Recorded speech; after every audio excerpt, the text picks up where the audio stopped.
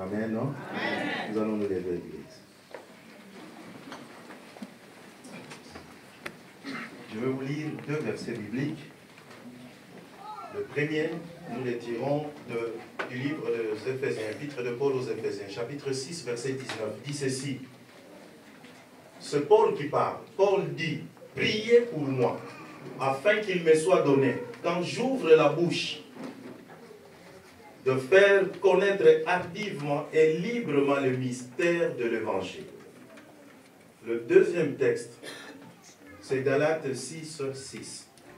Que celui à qui l'on enseigne la parole fasse part de tous ses biens à celui qui l'enseigne.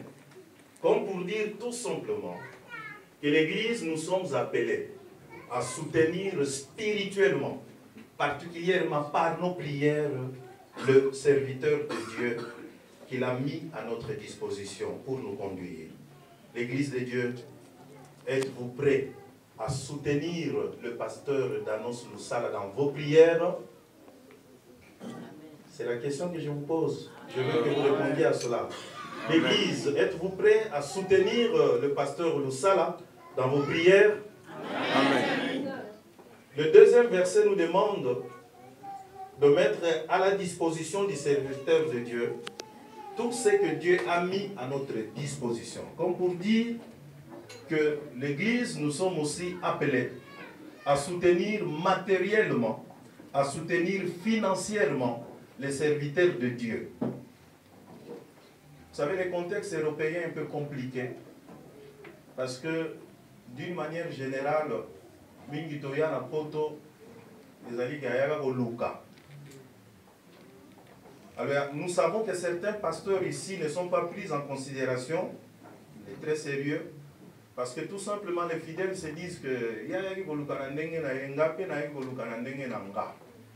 ne suis pas obligé de le prendre en charge.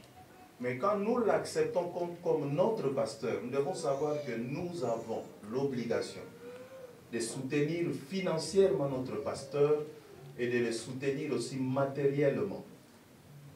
Je me souviens qu'une fois, chez moi à la paroisse, tôt le matin, un frère m'appelle parce que sa femme avait fait une crise la nuit. Il m'appelle vers 4 heures du matin. Je ne pouvais pas me déplacer parce que je n'avais pas de véhicule. Le frère s'est dérangé lui-même, il a pris sa voiture pour venir me chercher à la maison afin d'aller prier pour sa femme. Après, il me dit, pasteur, moi je trouve que vous devez avoir une Jeep, une voiture. J'ai dit oui, heureusement que tu l'as constaté. Et une semaine après, ce frère-là, il a réuni quelques frères de la paroisse, ils se sont cotisés et ils m'ont acheté la Jeep que j'ai présentement et qui me facilite le travail. Comme pour vous dire, bien aimé, il est de notre devoir de soutenir spirituellement et matériellement, financièrement, le pasteur que le Seigneur a mis à notre disposition. Pour terminer, je reprends ma question des églises. Vous engagez-vous à soutenir spirituellement, financièrement et matériellement le pasteur qu'il a mis à votre disposition? Amen. Que votre oui, comme le secrétaire général a dit, et comme la Bible le dit, demeure oui pour la gloire de Dieu.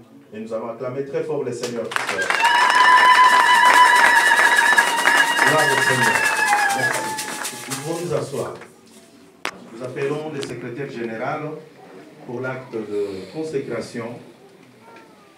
Il sera accompagné de docteurs qui sont là, il va les appeler.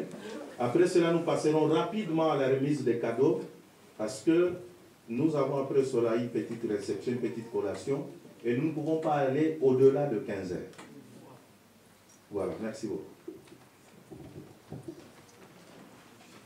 Amen. Amen.